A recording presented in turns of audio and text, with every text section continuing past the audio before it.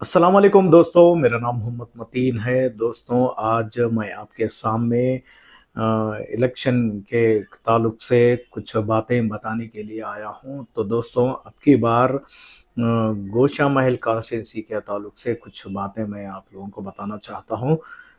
दोस्तों, गोशा महल कॉन्स्टिट्यूंसी के ताल्लुक से एआईएमआईएम पर और बीआरएस पार्टी पर कुछ लोग तनकीद कर रहे हैं, तो उसका मैं क्लैरिफाई करने के लिए मैं आप लोगों के सामने आया हूं। तो दोस्तों, एआईएमआईएम पार्टी का और बीआरएस पार्टी का दोनों के बीच में फ्रेंडली अलायंस है। कुछ हलकों में एआईएम अपने कैंडिडेट्स को खड़ा करी है, कुछ हलकों में अपने कैंडिडेट्स को नहीं ठहरा करी।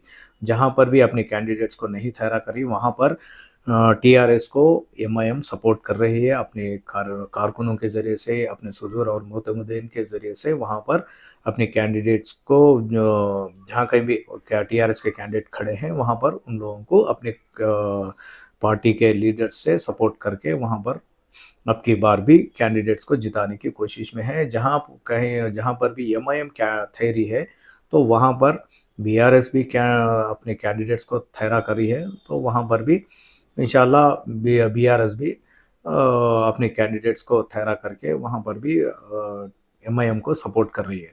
तो दोस्तों, रही बात गोशा महल कॉन्स्टिट्यूंसी के ताल्लुक से, कई सारे अफवाहें पब्लिक में आ रहे हैं न्यूज़ेस के ज़रिए से। तो सोशल मीडिया पर आप लोग देख रहे हैं, कई सारे लोग एआईएमआईएम पार्टी पे तनकीद कर रहे हैं। तो दोस्तों, मैं कोई पार्टी के प्रमोट में ये वीडियो नहीं बना रहा हूँ कि क्योंकि जो भी है आप लोगों के सामने खुलासा रख रहा हूँ। तो एआईएमआईएम पार्टी के चीफ जनाब असदुद्दीन ओवैसी साहब है। तो उन्होंने मुसलमानों के ताल्लुक से कई सारे अहम अहम मसलों पर पार्लियामेंट में आवाज़ उठाते आए हैं। चाहे रिजर्वेशन के ताल्लुक से हो, चाहे त्रिबल तलाक तलाक का बिल हो, और एनआरसी सीए के ताल्लुक से हो, कई सारे मसलों पर पहली आवाज़ असदुद्दीन ओवैसी साहब की आती है। क्योंकि वो बैरिस्टर है, वो उनकी सोच डिफरेंट है। क्योंकि उनकी सोच दूरंदेशी वो असदुद्दीन अवैसी साहब को ही पॉसिबल है। या उनके जैसा लीडर अपने हैदराबाद, अपने हिंदुस्तान में ही आपको कम मिलेंगे। तो दोस्तों, असदुद्दीन अवैसी साहब की क़यादत मुसलमानों को रहना चाहिए, क्योंकि वो मुसलमानों के एक बड़े लीडर है हिंदुस्तान के। तो उन्हों जब वो रहेंगे ही, तो मुसलमान भी अल्हम्दुलिल्लाह सेफ है। और हमेशा से मुसलमान की आवाज़ बनकर पार्लियामेंट में असदुद्दीन अवैसी साहब की आवाज़ गूंजती आई है।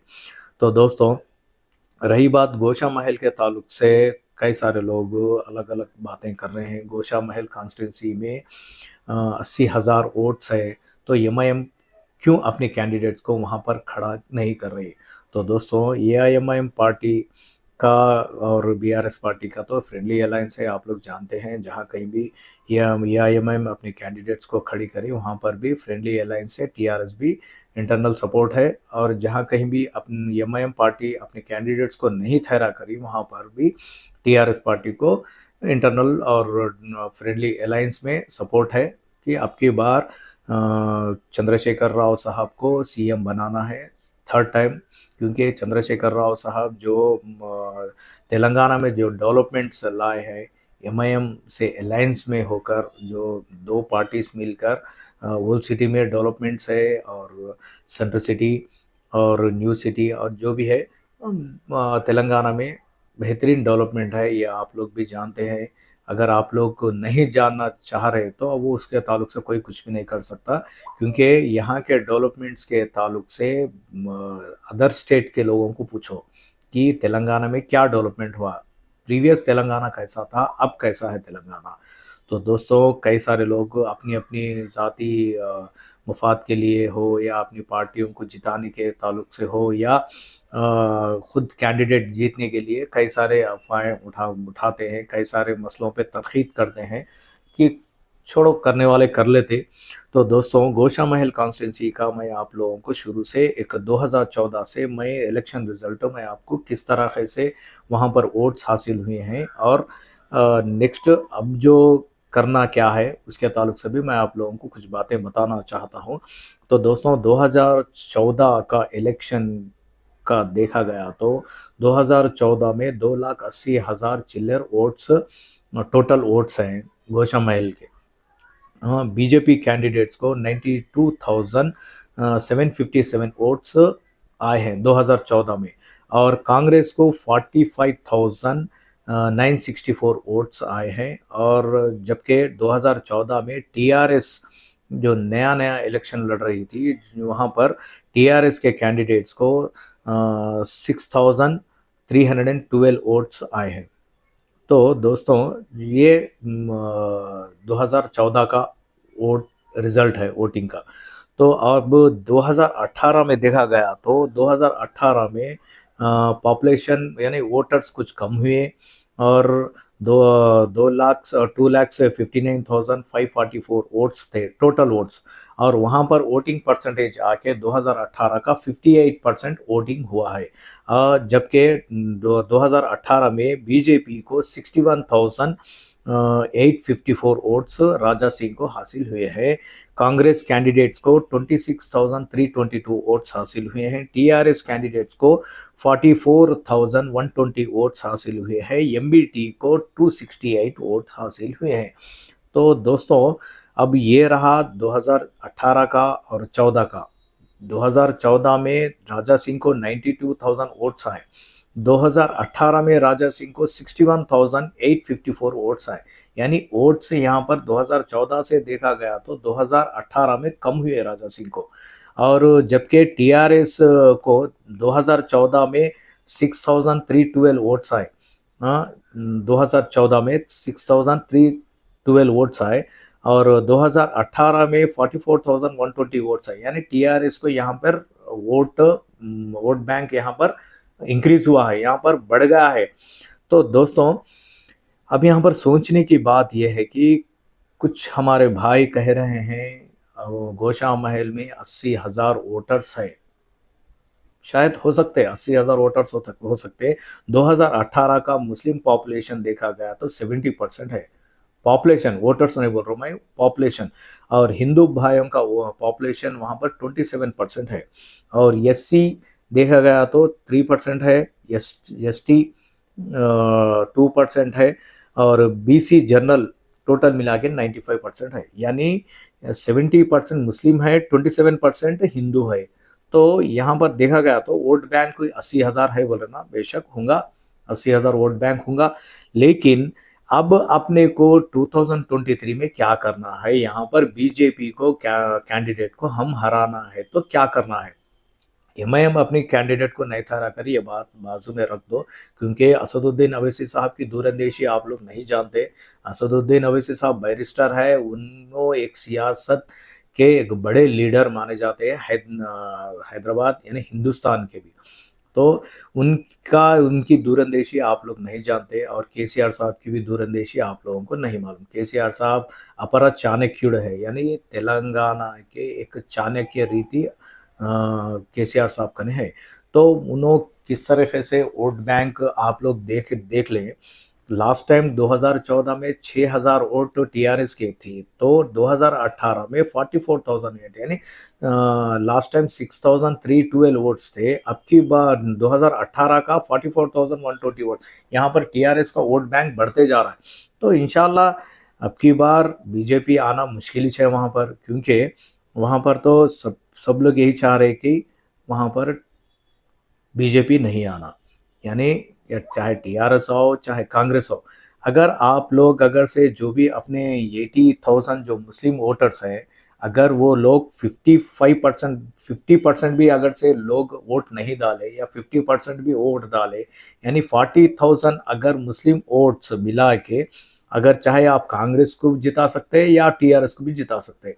अगर आप लोग टीआरएस को जिताएंगे, टीआरएस लास्ट टाइम 44,000 वोट्स ली, अब के बार अगर से आप मुस्लिम वोट्स अगर से 40,000 अगर से प्लेस हो जाएगा तो टीआरएस को 80,000 चिल्लर वोट्स आएंगे। यानी यहाँ पर ऑटोमेटिकली यहाँ पर बीजेपी हार जाएगी। और रही बात, अगर आप टीआरएस को भी नहीं जिताना चाहते, आप कांग्रेस को भी जिताना चाहते, तो कांग्रेस को 2018 में 26,322 वोट आए। तो अब आप लोग 80,000 वोट्स मुसलमानों के हैं, तो उसमें अगर से 50% भी अगर मुसलमान वोट डालने के लिए नहीं आए या 50% भी आ गए, यानी 40,000 वोट्स भी अगर मुसलमानों के कांग्रेस को प्लेस हुए, तो भी यहाँ पर 70,000 वोट्स कांग्रेस लेती। यानी यहाँ पर भी ऑटोमेटिक राजा सिंह यहाँ पर बीआरएस पार्टी हारने, सॉरी बीजेपी पार्टी यहाँ पर हारने के चांसेस है। तो भाइयों, अब जो हो गया वो आप लोग नहीं जानते कि वहां पर क्यों कैंडिडेट एमआईएम को नहीं ठहरा करी। यहाँ पर एमआईएम का और टीआरएस पार्टी का तो फ्रेंडली अलायंस है, वो लोगों की दूरंदेशी अलग है। जबकि बार ये टीआरएस पार्टी का वोट बैंक कम था, तो 2018 में वोट बैंक बढ़ गया।